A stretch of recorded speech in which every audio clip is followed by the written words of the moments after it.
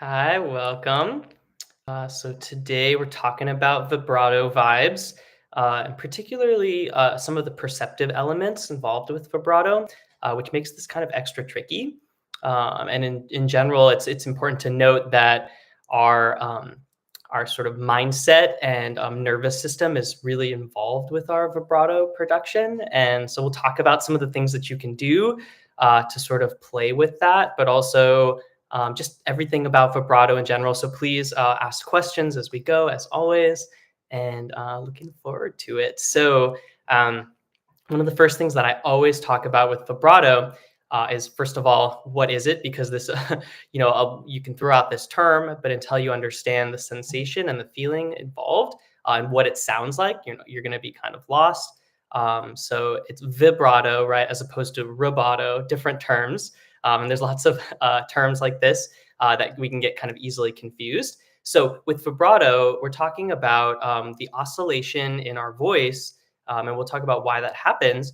But we have usually two sort of sides with our voice. We have straight tone and vibrato tone. So think of it like a straight brush stroke, or having this sort of oscillating brush stroke. So if I were singing with straight tone, I'm going like ah, right, like that. Vibrato is going to sound like this. Ah. So you hear that sort of spiking in a little bit of the a change in the pitch. There's a spiking in amplitude or the volume, and then you're going to hear that sort of difference in tone as well. So straight tone, and then vibrato. And so vibrato is a naturally occurring thing, but it can be challenging for some people. And we'll talk about the process of finding vibrato. But think of vibrato as a healthy product of vocal training. So it's something that will develop as you train your voice. And it's a way that the larynx and the whole mechanism protects itself from a buildup of pressure. So think of it like the muscles here contract and relax, and there's this handoff back and forth, and this oscillation that helps to disperse that pressure. And so it's a way to basically sing for longer, and we typically find it in the sustain part of our voice. So if you think of the voice as the onset and the sustain and the offset, the middle part is where we find vibrato. And for those who are not used to producing vibrato, you're going to find it at the very ends of your phrases a lot of the time.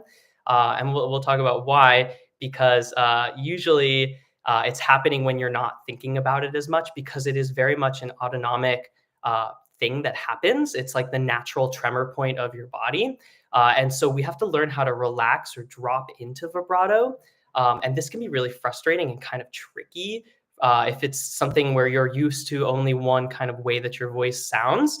And so we'll go through that process, but please, again, respond with questions, comments, things about your process of finding your vibrato, or if you're struggling with it. And I can kind of hopefully chime in from time to time as I go through this, the rest of the lesson. So again, it's a way that the larynx naturally protects itself. So it's a healthy thing that can actually help you sing for longer.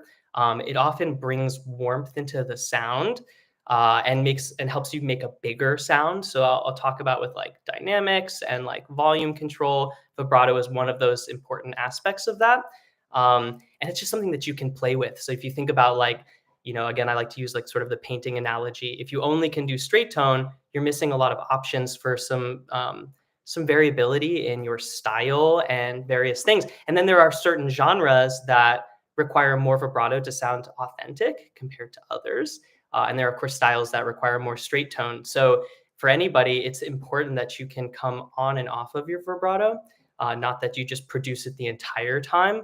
I think even for classical vocalists who tend to have more liberal use of vibrato, it's helpful to be able to stylistically and artistically choose when you're doing vibrato and when you're not. And of course, again, in classical singing, we tend to use more vibrato, and the reason is to think about like back in the day we had unamplified singing, and we had to sing for many hours in an opera, and it's generally a fatiguing thing. So vibrato helps us with our endurance, with our voice in general, And that's why it's helpful for everybody to learn how to do it. And I find that using vibrato can help you open up your voice. And for a lot of people, or a lot of my students who have trouble with their high notes, vibrato is a great way to start to find the release and sort of the right kind of sensation when you're up in your high notes. Again, it's not required, but it can help people sort of break certain barriers that they have with their voice when I get them to use vibrato up there, or at least find vibrato in their entire tone. So sometimes this is for voice teachers out there. Sometimes when you're hitting a barrier and you're like, okay, we just keep getting to this high note, and then everything's kind of locking up. The thing is to pay attention to things like this, like little signs in the voice. Oh, I noticed that there's actually no vibrato in their tone most of the time, and that tells you something about what's going on physically with the body, as well as some of the perceptive elements and also the nervous system in general. So it's a really, really important thing to practice. And so I'll go through this process of finding your vibrato, or at least what I do to help people. For some people, this is a non-issue. Like you just already have vibrato in your voice, or it's easier to find. Again, it's not necessarily like a good or a bad thing, but every voice student or every vocalist should at some point learn how to use their vibrato. I think it's really, really helpful. So the first thing that we want to do, because vibrato is this sort of oscillation with our vocal muscles and our larynx, what you want to do is make sure that you actually have a loose vocal mechanism or loose larynx and throat. This is why, again, it's a product of healthy singing. If you have a lot of tension and a lot of engagement here, it's going to be harder for you to drop into vibrato. So I highly recommend doing some of these things that I always talk about in my vocal practice, doing some self-laryngeal massage, some things where you stretch and relax this area from the shoulder up to the jaw. Um, and then ultimately find a neutral larynx position. So if our larynx is used to kind of riding high and getting stuck in a very tense, engaged place, we're going to be less likely to have vibrato.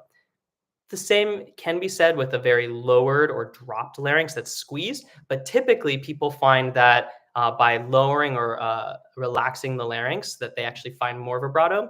You want to be careful again that you're not pushing your larynx down and making it really static.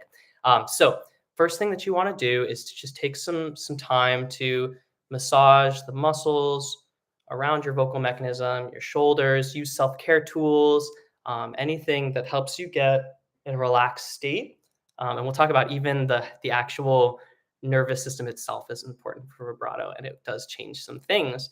Um, so that's why I designed this practice this way, is to elicit these kinds of things with our voice, like vibrato.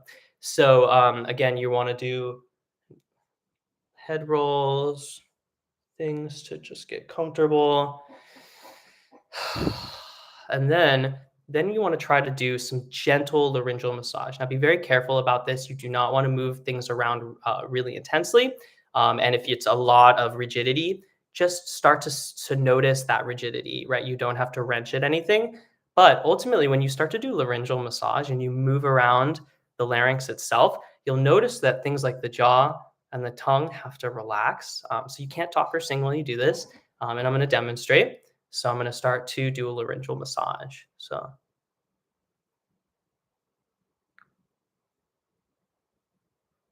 and you'll feel that the tongue and the jaw again are connected to this. This is why we talk about relaxing the jaw and relaxing like front parts of the tongue when we're sustaining vowels a lot of the time, right? Again, like if we think of just relaxing the tongue entirely, we might have trouble with pronunciation, and our tongue is involved with pronunciation and things like that, especially the front part. Also the back part too. So we just have to be careful about that when the tongue is active, to form a consonant shape so that we can understand the words that we're singing. And when it's sustaining a vowel and can just be a little bit more relaxed. And again, this just starts to help us feel that release of the larynx itself. So I'm just feeling our muscles kind of tight there. Is it rigid? Is there a little bit of clicking and things like that? Again, it's a variation of normal, but it can be a sign that some of these muscles are gripping around your larynx. You can find the hyoid bone up here, which is a free floating bone. It's kind of like a little disc shaped thing, and you can practice moving that.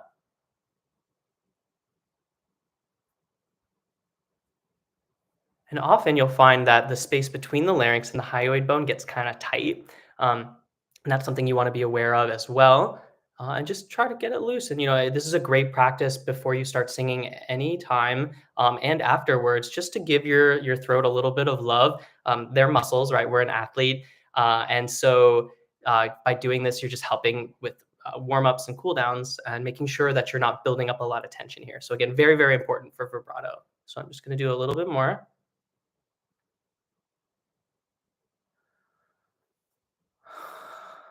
and then notice some things like when you swallow, your larynx comes up and then resets.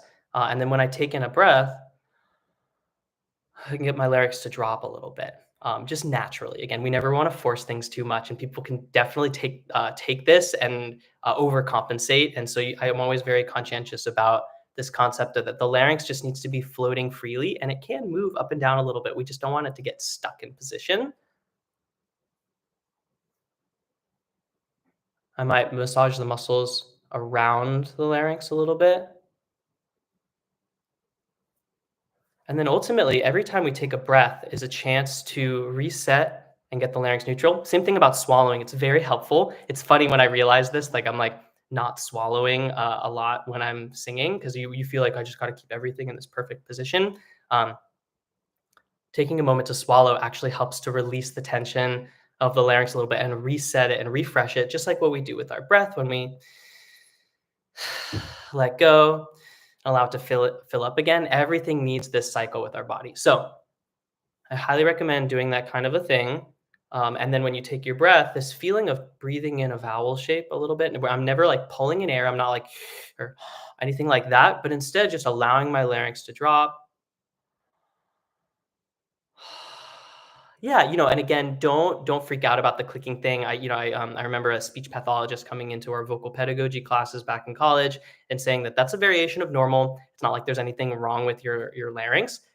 But just like when you like move your shoulder around and there's some clicking and things like that, it might be a sign that you don't do this quite enough, and you don't need to get harder with it, but just do this more as part of your practice.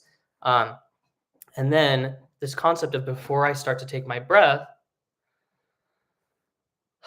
I'm releasing my jaw and my tongue and trying to find that neutral larynx position. It's going to be really, really helpful. The reason I talk about the physical part of this practice is the second you start singing, you're focusing on all these other things, and then you forget to do this. And then you're like, okay, again, another exercise. And you're just you're going to be making it worse and worse, right? So there's this concept of releasing into vibrato.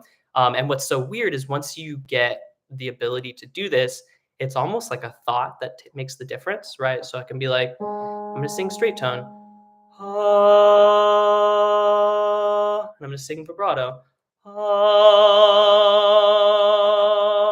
right. And it becomes just basically controlled entirely by your mind. There are some physical things we can do, of course, too. But most of the time, it's actually a thought that's happening. And so a lot of times people get used to either straight tone singing or completely vibrato singing, and they're not thinking about it as an intentional artistic choice that you can have. And we kind of go back and forth between the two things. Again, it's a natural process, but you can learn to manipulate it a little bit, or at least know the feeling of when you're going to drop into it and when you're purposefully not going to. So that's the first thing. And then typically finding a slightly lowered larynx position is helpful because we're increasing the space of the pharynx and the vocal tract, and that will help you when it gets really tight and kind of rides up. We tend to have more straight tone or a brighter kind of sound. So thinking of things like a dark tone or a more open, hollow tone can help people find their vibrato, just even that, right? So these concepts that like the old concepts are space and spin, help us get vibrato. Really what that means is good, relaxed, resonant sort of shapes. Again, space is kind of more of a perceptive term. We're not really like trying to hold a bunch of crazy space that doesn't actually do that much, and sometimes can make it more rigid, right? As you're getting these cues from a teacher. We perceive space when we have more release and we're more in alignment with the right kinds of resonant formants. So the vowel shapes that get us that nice kind of ring and resonance. If you're like, what the heck is resonance? Go to one of the live streams on resonance or check out any content that we have about that. And that's one of the prerequisites to finding vibrato, is thinking about your resonance as well. as your spin, which is really just a term for support or having good breath pressure underneath that allows the vocal folds to start flapping, right? So we need this balance between those two forces. As we always say, this is kind of how we sing, and it's always a balance between breath pressure, which is from our lower abdominal muscles underneath the vocal folds, and then resonance above it that creates the right kind of balance. When the mechanism is relaxed enough, it'll start to drop into vibrato states a lot of the time. So, some exercises that I like to do about this um, are things that involve changing directions a lot of the time, because when we're like focused on really following every single note with our whole body, we tend to get too rigid. So I like to do things where I move around a lot.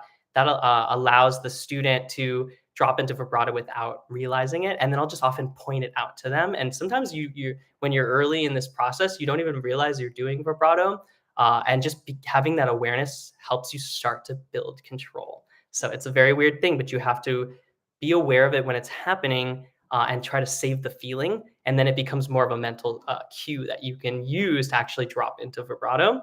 So an exercise that I'll do is going like this. I'm just doing glides. I'm going like way up. So I'm going 1 2 1 7 1 way up, and then I try to do this faster and faster. Because again, as we often when we're driving forward or we're trying to go up to a high note, for those who struggle with vibrato, we tend to kind of lock up a little bit.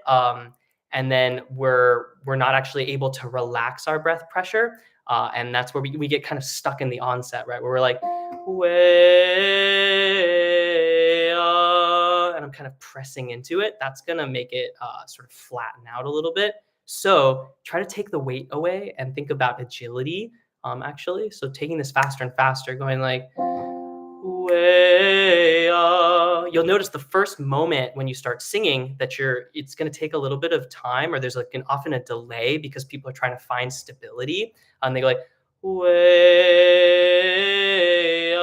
and then they're at that point we start to get kind of heavy. So try to break that impulse and be like way just keep moving way and then just go around in my voice way and I'm using the yaw, the way of the W and the yaw, to help me essentially allow my tongue to free fall.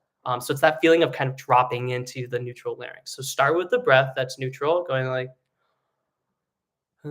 way way and you'll often find at the ends of the phrases. Again, this is just a trick. Um, yeah.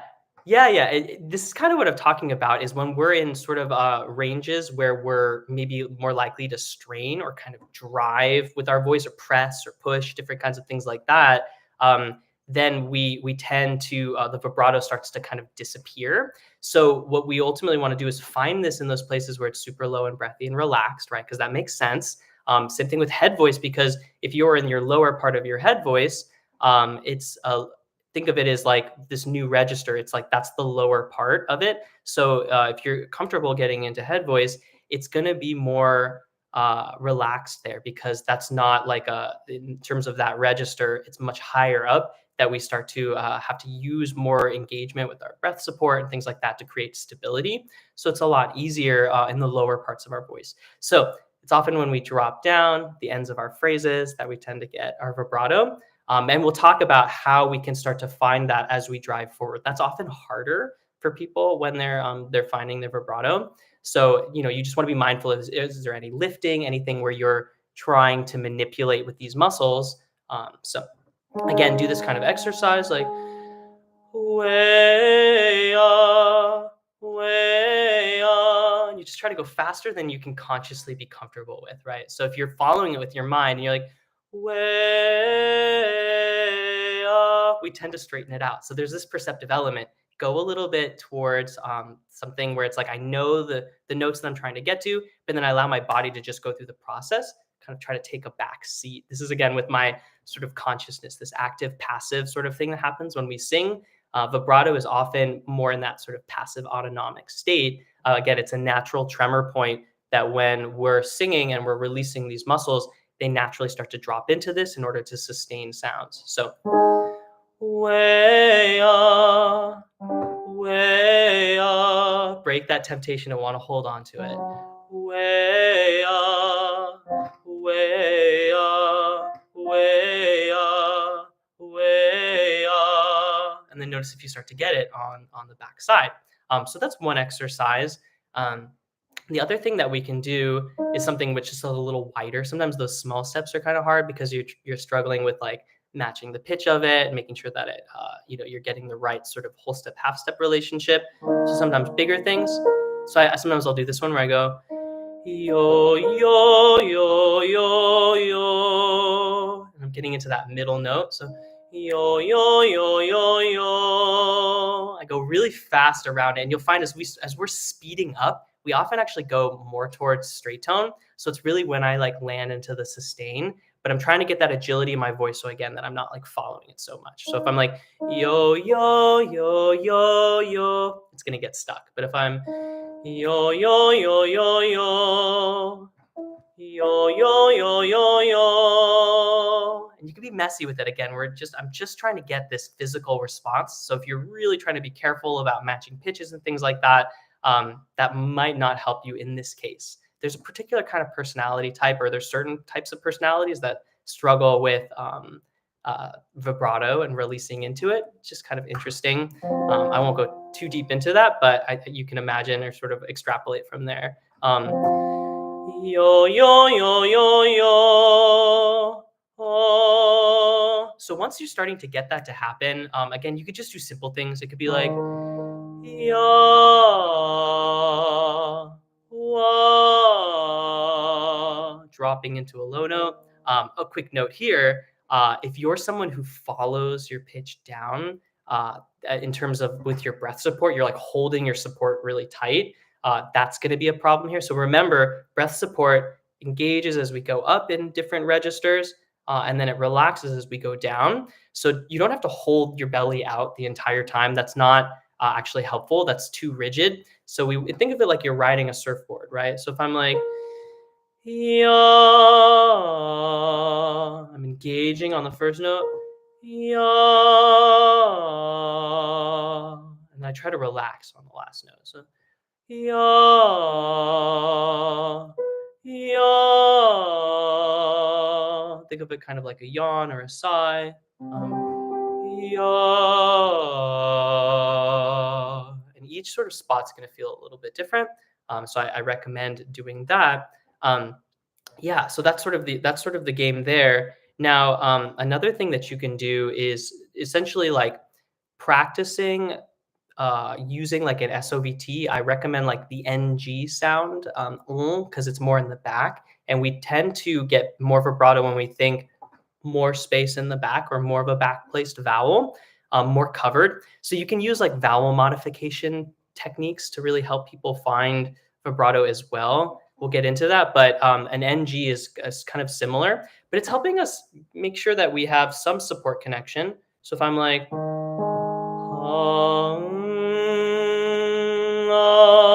and then I practice sort of releasing into it. So it's like, this is sort of that concept of like, you're putting your arms in the dorm frame, you're creating some resistance, and then you let go and you allow your arms to drift up. We kind of have to trick ourselves into it. So this is for someone like XYZ, where you're talking about when you go up into higher notes, practice doing this kind of a thing. Like, can you get comfortable around the NG, move your head around, and then open up to the vowel? So like,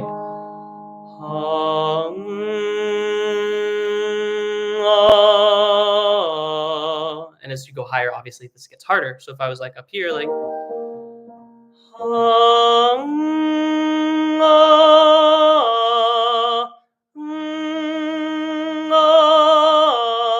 so you have to break that whatever habit is that you're doing that's making you try to compensate there.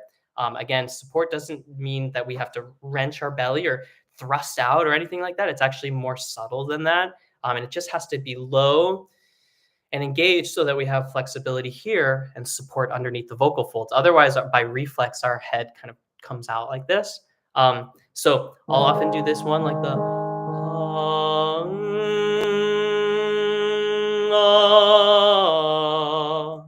now you'll notice if your vowel is more spread or bright, that's gonna block you from your vibrato. So if I'm like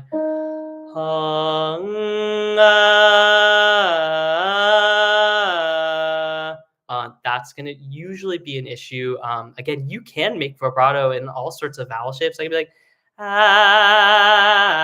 It just tends to be harder for people if you haven't already found that connection to your vibrato. So go for the ah vowel. Now, I'll show you like a lot of times people are very confused about like the various degrees of ah to ah. It's ah is really close to o. You have to think of it as much closer to o than any other vowel. Be careful about collapsing into like or anything where you're spreading out here with your lips. So this is a sort of chiaroscuro thing that people talk about, chiaro obscuro, right, which is about obscuring or covering over the vocal tract, getting a little bit more round shape. So you can take this exercise and go like Hango, ho, ho, ha. Just notice the difference between O and ah. It's like I'm in this active O with my lips, and all I have to do is just relax them the tiniest bit to get to the difference between O and ah. So most people think that they're doing a nice covered ah vowel, and they're not actually that close to it. It's hard to hear the difference. Really try to feel it. So like Hango,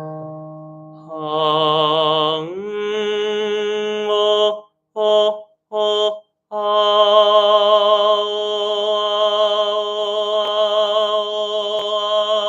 And you see how I got crazy form on that all of a sudden? It actually felt easier and lighter for my body in terms of my breath support because I got a lot of stability from that bump of that resonance.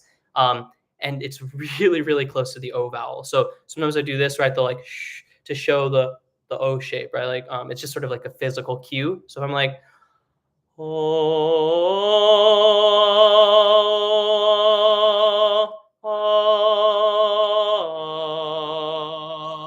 and you're going to get way more vibrato usually from that. Again, you need these other things like the neutral larynx. So it's sort of like checking in with all of these different aspects and seeing which one of them is kind of holding you back. And it's often a mix of a couple of them. That makes it sort of happen. The other one that's really strange, it's sort of this like power of opposites. Vibrato is a sustained technique. And because we're sustaining, we often get kind of tight around trying to thinking of like like holding something or sustaining it. Think of it that vibrato actually is like the sustain. It's kind of creating this swinging motion that just keeps everything flowing. So if we're trying to like hold on and like really lean into the sustain, that messes with us. So strangely enough, practicing staccato stuff can really help you with your vibrato. Now I often use this musical term to sort of show a difference in physicality. Staccato is this short and detached thing. This is like when we go like ha ha ha ha ha. That in of itself isn't really going to help you. Although it can help you detach from physically trying to produce the vowel shape by going like or anything like that. Instead, just from your belly and just be in the shape like ha ha ha ha ha ha. Right. If I can just be loosely in my vowel format and then do the push with my vocal support, that's going to help me relax, get a little more of that neutral larynx concept. Um, but I like to think of this more as a marcato. So this is an articulation term in music. Staccato is like a little dot above the note or below the note, depending. Marcato is like this line instead, and it's sort of like in between, right? It's like don't just like tap the note, but kind of lean and press and then come off the note. This is going to help us start to feel a little bit of the vibrato. Part of the reasoning behind this is because you're going onset, offset, you're less likely to consciously try to be involved in the middle part, and you might elicit some vibrato. So I'll show you what I mean. If I'm like, ha, ha, ha, ha. So I'm just in the shape, maybe, oh, ha, right? Find that nice round shape. Ha, ha, ha, ha. So I'm just kind of tapping into it again, making sure there's space here, and I'm just engaging my belly, right? I'm ha, ha, ha, ha. So strangely enough, practicing a nice sort of relaxed onset is going to help you get your vibrato. If you're like uh and you're attacking at it, you're more likely to straighten it out again. So go through this cycle, like go through trying to relax your larynx, and you don't have to do it so linearly. I'm just sort of teaching it this way, but like you might like be like, okay, relax the larynx, maybe swallow, breathe in the vowel, try to drop it a little bit, breathe low in the belly. Ha, ha, ha. Ah, ah, ah, ah, ah.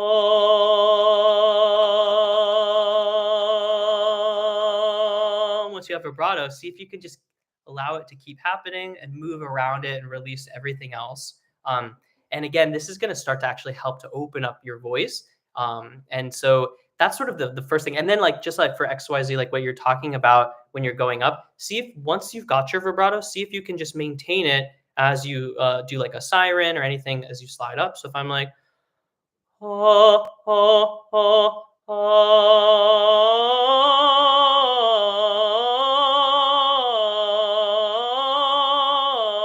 you'll notice the second I drive forward, it kind of straightens out for a second. So it's kind of this interesting thing you have to hear is like at any point, if we can find that release and stability on any sustain, we can get the vibrato. But it's just if it's stopping in a certain area, it's because something is locking or trying to compensate. So like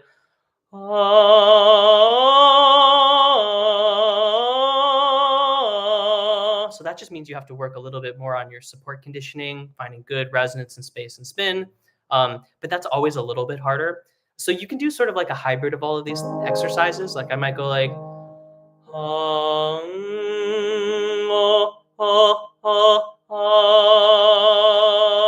and maybe way,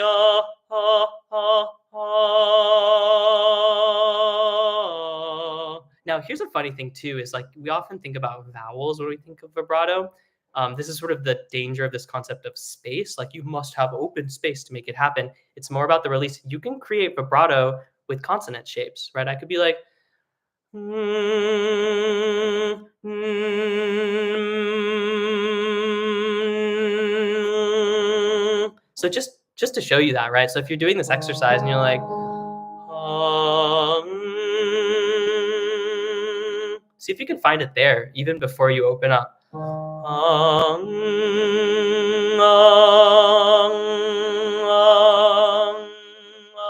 It becomes like a massage on your vocal tract. And can help you release tension, right? So strangely enough, like if you have a lot of tension, it's harder to produce vibrato. When you produce vibrato, it helps you release your tension. So it's this weird sort of game that happens, like with most things with the voice practice. So what are the things? Neutral larynx, thinking about breath support, thinking about finding resonance using glides like ya ya ya wah wah, because that helps spike our resonance. Doing any of these sort of SOVT exercises, basically like your vocal practice, right? If you do it correctly over time, vibrato will start to develop.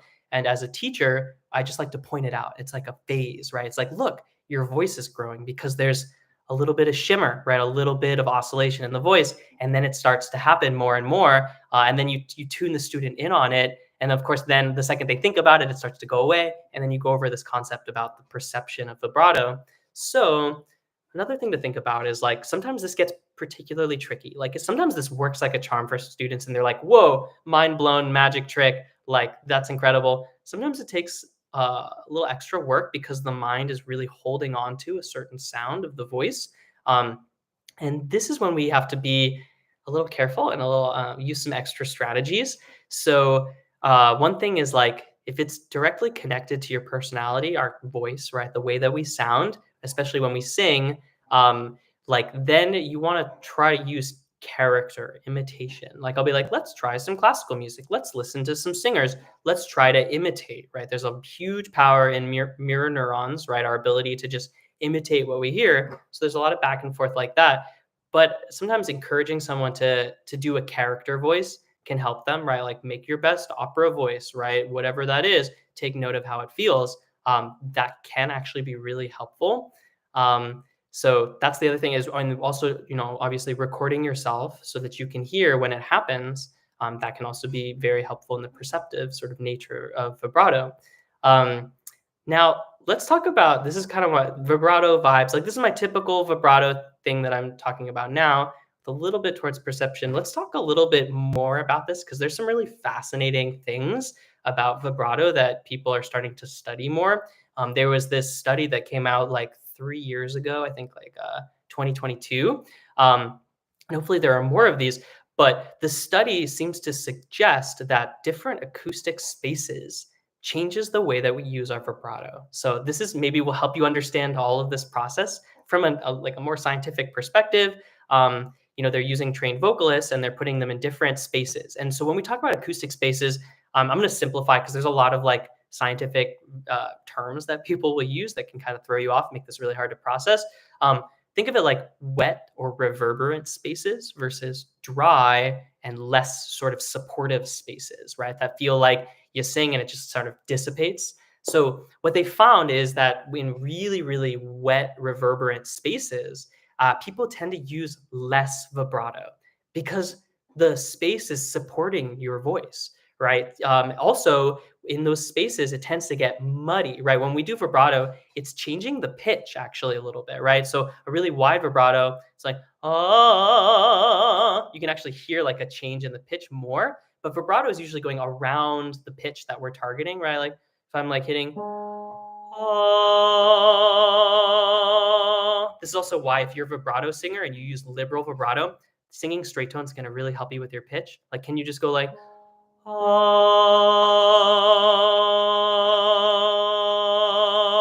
it's like I'm oscillating around the pitch, and then I'm singing it straight, and that makes sure I'm really got the bullseye going with my pitch accuracy. Now, when we're in a really wet space, that creates a lot of muddiness, right? Because it's echoing around. Um, and so usually, what happens in these studies is perceptively, singers without, this is tricky. Of course, you can't like elicit the confirmation bias, but in a really well controlled study, they'll find that at least with this one, and it sort of starts to make us think about it. And hopefully, there are more studies as we continue this. But it's kind of like an intuitive thing that a lot of singers will tell you when you're singing in a really really echoey space. We tend to just limit the extent of our vibrato. So that's like that pitch range, right? So if I'm like, oh, that's a really wide range versus oh, all the way to oh, straight tone is there's actually always a little bit of vibrato happening to, it's straight tone is more of actually just a way that our ear perceives it as like really, really tight to the pitch.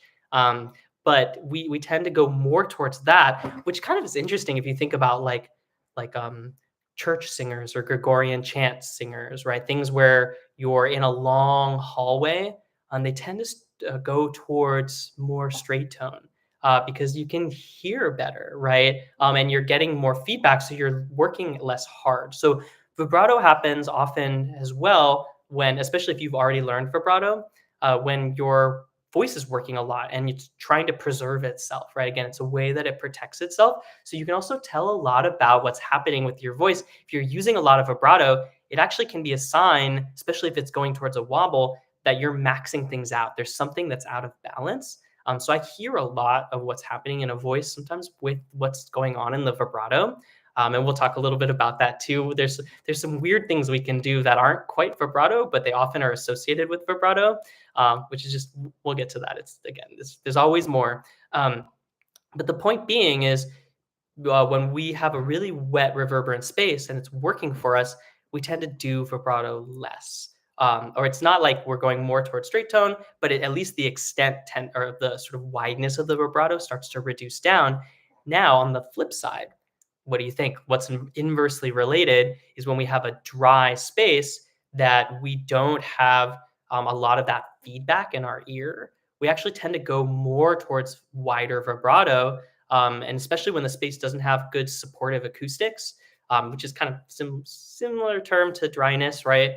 We tend to do more vibrato. So if you're like singing outside and you don't have good echo and you don't have monitors, you're probably going to start to do more. And so what this leads me full circle. It's like, why am I talking about all this? Yeah, the point being is if you're a vocalist, you should practice in different spaces. So this it's sometimes mind blown, right? Like if you're always practicing in the same room, which happens, right? Because you're working with a teacher and you're working in the same room, it's not going to adequately prepare you for what we end up doing, which is like sometimes we sing in a small recording room, like with there's no reverberation at all because we're trying to control the sound. So like you're like used to a certain thing, and then all of a sudden you get into this like really dry space, and you're gonna start singing differently, and you're gonna be like, why does it feel so different, right? There's a perceptive element to it. So once you know that, you can start to be a little bit more cautious about it. You can use it to your advantage. You could purposefully work against it so you get the right kind of style that you want. Now, if we're in an outdoor space, you might end up actually pushing more, or you're in a space that's really dry. Um, and the flip side on the other thing, right? All of a sudden, like you're practicing, and then let's say you go into a big concert hall or like a big echoey cathedral, and it just feels different, and you end up singing the way that you sang in your room or in a dry space or practice place, right? Like you're used to working harder, and then actually you get into a space like that and you don't have to work as hard. So one of my colleagues, like, is like, there's all sorts of things on like social media, people, voice world talking about things they're struggling with and stuff like that, and people giving advice. And I really like this one where one of my colleagues said, like, he was talking about like, I'm frustrated with I practice and I'm doing great, and then I get in the space and sing, and I'm hearing different things, and it scrambles me. And some, people gave advice of like try to like practice with like earphones in, or practice with like things in your ear that can sometimes mess with your pitch and some other things. But yes, you want to do it based on feeling for sure. But I really liked this one of the other people responded, and he said focus less on pushing sound out and more pulling sound, singing like the audience is behind you rather than in front of you. This is very weird if you're not used to it, but it's more perceptive things. It's like singing the room, getting that feedback, and then just recognizing that less is more actually. And so often if we don't have good monitors or like feedback, we tend to push harder, right? When we get in certain spaces. So it's just important to note that. And a really pro vocalist is going to know to do less actually in these situations. So just thought that would be really, really interesting to sort of talk about. And there are studies that back it up. Essentially, the biggest part of it is just to note that changing spaces changes your approach to your voice and the feeling a little bit. And also, based on what you're hearing and what feedback or what you perceive as happening changes your voice as well. Which we can use to our advantage, but it can also really disturb people, right? Especially if you're like nervous and all of a sudden all the sensations feel different. That can really throw you off and make you do things that you don't normally do in your practice.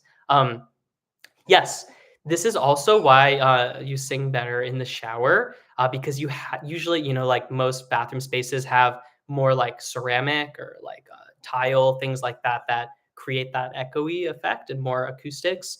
So practice in like a hallway, like find these beautiful spaces where you get that reverberation. And I remember like as a kid, like I loved playing around with that. The second I got into space, like that concept of throwing your voice with as minimal effort as possible.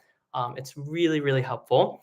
But yes, it's also the steam too. You're totally right. So it's both things. When I talk about singing in the shower, sort of as like a trick to like just how why do people sing in the shower? It's because of the acoustics. It's steam is like normally when we drink in fluids, it's going through the different pipe, right? The esophagus, not the windpipe. Otherwise, we would choke or aspirate. But steam is something that can get into our vocal folds and hydrate things, and we can actually breathe that in, and that can be really helpful. That's why some singers use like portable nebulizers, right?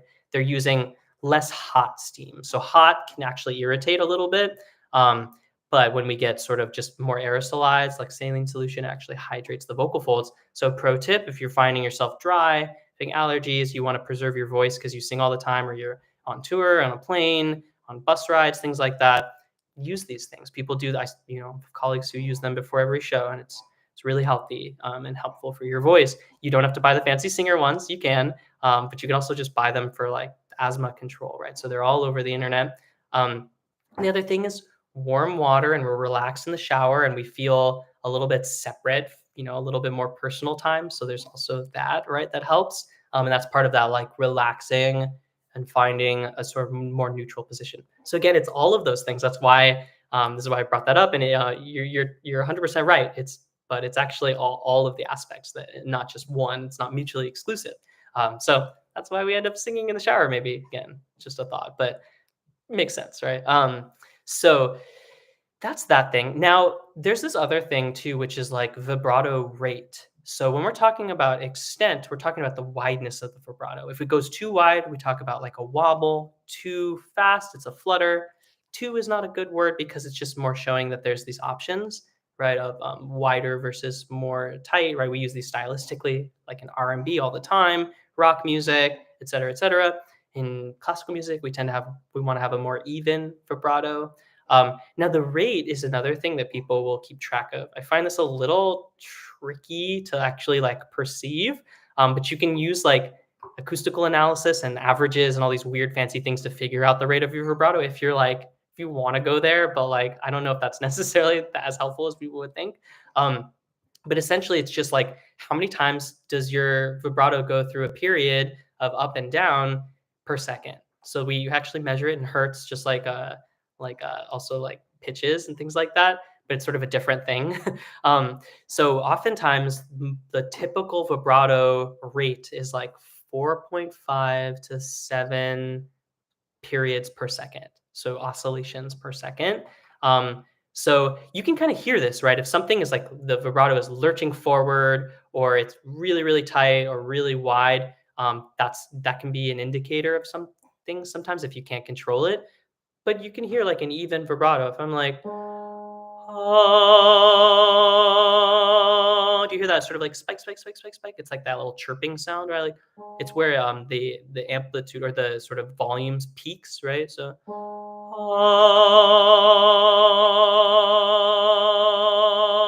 and like yeah, you could like look at it with like a sec. I tried to do this earlier today just to kind of see like is that because I honestly don't do that, but just kind of curious about it. Like, can I see how many times? And like I kind of think it was like around like 5 or so per second for me. It's important to note too that those who at birth were male or female, male tends to be a lower, or I mean, when it's lower sounds, we tend to get slower vibrato rate. And when we get to higher sounds, we tend to get faster. That's again, these are averages that happen, and there's all sorts of other parameters and variables, but they tend to find that that's true. It makes sense with acoustics if you think of like low notes being these really wide, sort of slower waveforms versus higher frequencies being faster waveforms. So just another sort of variable on top of it.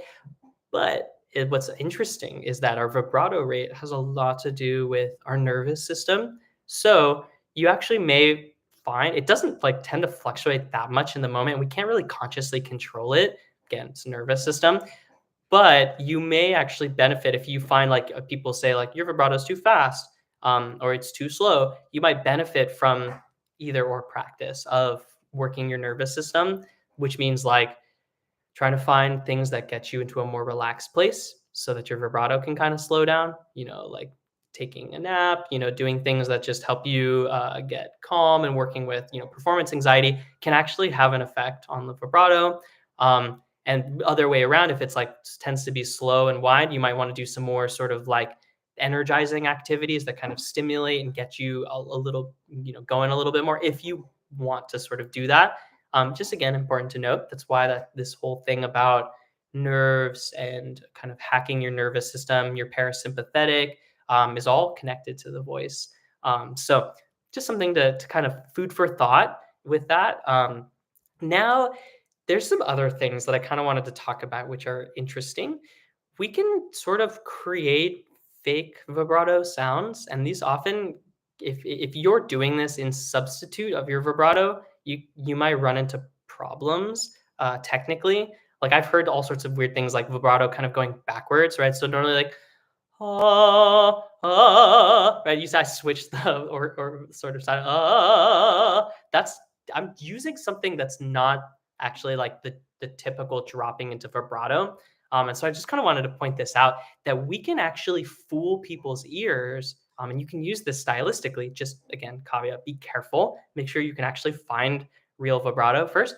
But you actually can fool people's ears as to the rate of vibrato it doesn't actually change, which is what's funny when they do these studies, but it can sound like you are going more towards a wobble or more towards a flutter. And I talk about this often, like with vibrato manipulation, we're often doing things, right? Like sometimes we'll talk about like, purposefully trying to open the vowel shape and change our sort of variables and support, or close the vowel shape. That can help us, but ultimately, like, what's really going on? Again, we're always trying to figure this out from an intuitive place to a more technical place. As a teacher, there's still stuff we need to learn, but we can actually influence our vibrato with some other things. So one of them is, because it's a pitch fluctuation, I can kind of like slide my pitch around and often like use my larynx to control the vibrato a little bit. So if I'm like, ah, you can see I'm actually kind of like,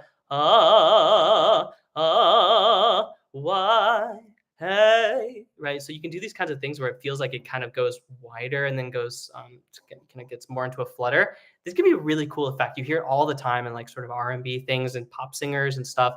It's like, I'm like, what's really going on there? Because it's not actually a vibrato. If you think of vibrato, it really should just be this sort of like mechanical thing because it's your natural tremor point. So there's other influences involved, right? So this is, again, it's just kind of fascinating. So I want to sort of do a little thing. You can try this out. One of the ways that we can affect our vibrato is using a sort of like respiration system. So like, for example, if you take a breath, you start singing, and then you kind of push in to your belly a little bit, you'll notice that the pitch does something weird, right? So if I'm like, right, don't do that. Obviously we're not doing this all the time. Don't be too crazy with it, but it changes the stability. There's a reason why people want to kind of stay sort of still when they're singing. If you shake them around a lot, like, you might influence the pitch.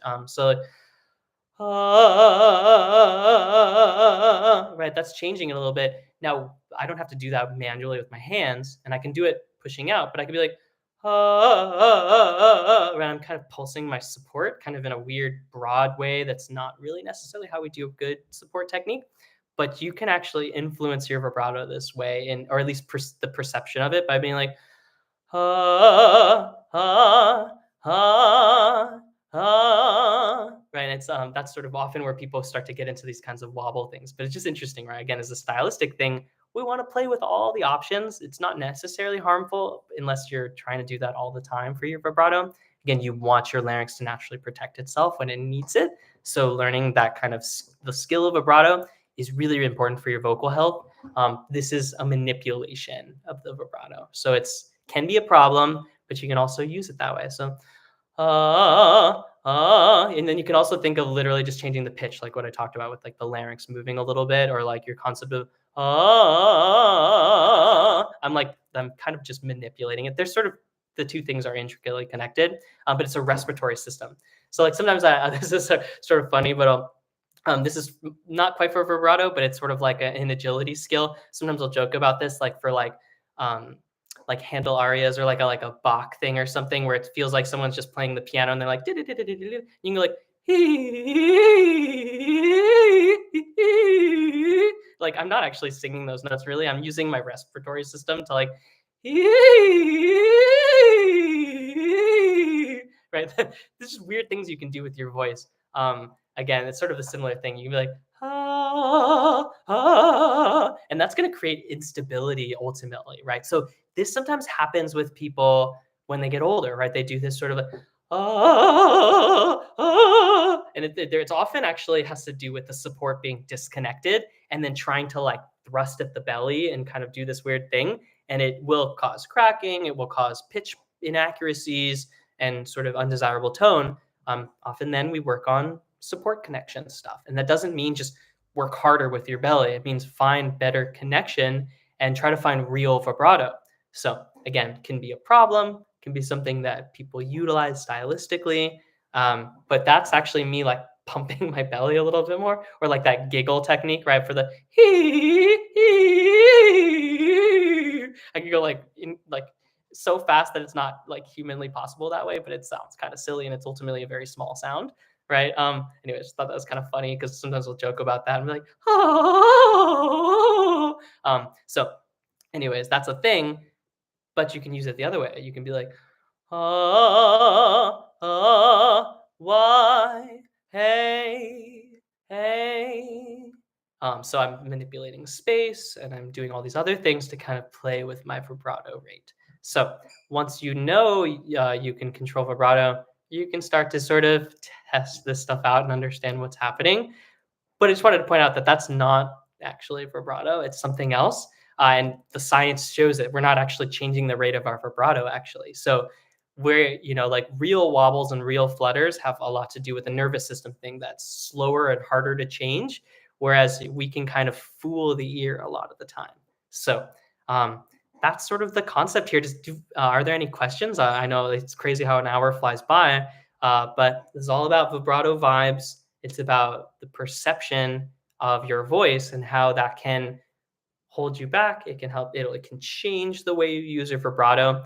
The key takeaways are um, that we want to go through this process of finding release and good technique to find our vibrato. You want to listen to it happening in the ends of your phrases. Know that it gets harder as you go higher up into your range. So actually try and like middle to the middle of your voice is a great place to practice this until you can kind of take it up higher. It's concepts of space and spin, changing directions, and onset work can be really helpful. Practice in different spaces and it will change things. So that's another thing. So, just based on the feedback, sometimes it's just the very fact that we change things that helps us find new skills because we just get stuck in certain patterns. Use imitation. Then, yeah, this is a way that we can kind of, as a voice teacher, we can perceive different things about the voice when we hear the absence of vibrato, too much vibrato, any of these other things like a wobble, right? Again, a wobble is like instead of that, like, oh, we get, oh, it slows down a little bit too much, right? To the point where it's below that like 4.55 oscillations per second. So like, and often it gets too wide, right? So that's usually actually more of the concept is that it's the extent or sort of the width of the vibratos when we think about wobble. So like versus they're connected, right? Obviously, if you have bigger width, you can have a longer period, right? So it's going to take longer to get from one to the other. So you notice when it gets more even, I get more overtone resonance work. This actually helps us spike that resonance. Again, it's a way that our body does this. Um, um, okay. So, are you talking about like up in like high head voice? You're talking about like that kind of a thing. Sometimes like different registration, like you just might when we do head voice, right? We're using more of sort of the back tube. If you think of like these two different resonant chambers, we've got the one from the mouth to the tongue, and then we got the tongue down to the larynx, the back of the tongue to the larynx. When we sing in head voice, we're using more of this sort of back thing. So it's in a different position, which might, again, with the way that your habits are, things like that, that just might be easier for you to relax the mechanism. Sometimes it's like funny. It's like the really murky middle part that we get the trickiest issues. Whereas when it's more athletic on sort of like a higher end, it's just easier to feel all the forces. It might mean that you're doing better support connection. That would make sense based on the other thing that you said, right?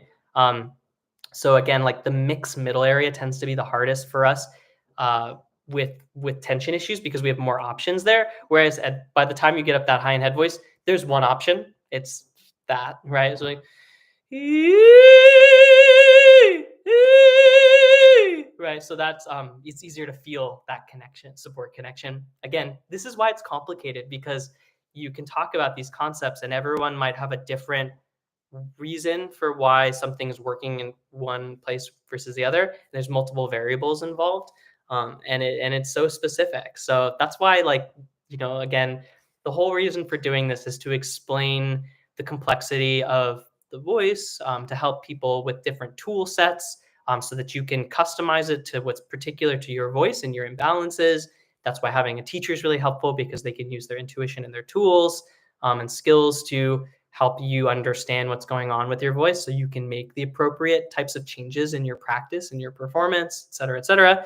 And also why online, it's like kind of like a madhouse, right? And it's like really frustrating because one, you get people saying things that are like perceptive things that aren't necessarily helpful.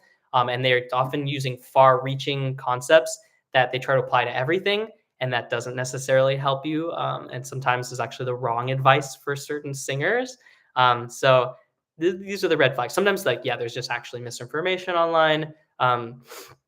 People who haven't done any research in sort of voice science stuff, right? This is why it's helpful for anything where we have perception involved, is to use some grounding science to understand what's really going on beneath the surface. Again, there's limitations to that because it is ultimately a feeling-based art form. But this is why we get some tricky things, right? Like, whenever you're listening to advice from a singer online, like me included, like yeah, I'm a tenor, so I'm like a little in the middle. So I have some understanding of the lower voice things and some understanding of the higher voice things. So it's more generally like kind of sort of applicable. And again, also some, knowing things outside of what your voice type is. But sometimes people are doing advice particular to the fact that they're like a soprano, and like the way that it shapes and looks is because they're in this higher area of acoustics, and there's different sort of rules that apply a little bit.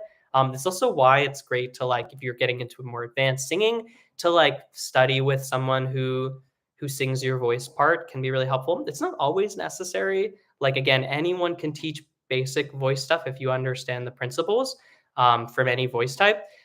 But at a certain point, when you're specializing, it's nice to get that sort of like more anecdotal understanding of like what that particular vocalist is experiencing and the tricks that they've had and have found.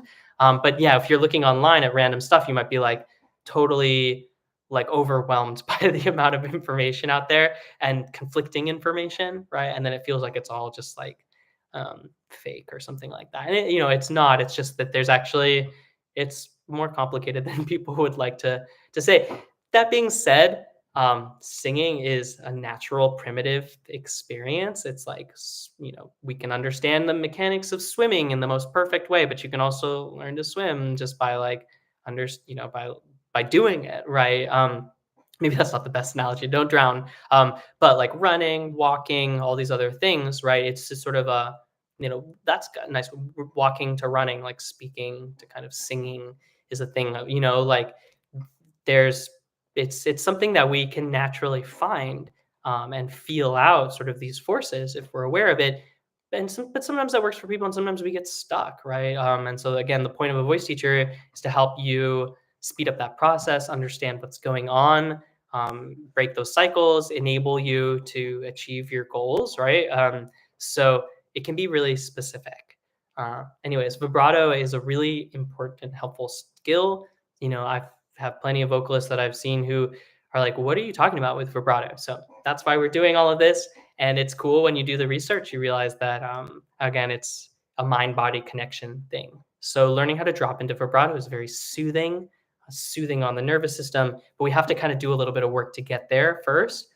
So I recommend going through this process. There's other content on this, right? And so like there's some like vibrato troubleshooting where we kind of break it down a little. I do it a little bit slower so you can follow along.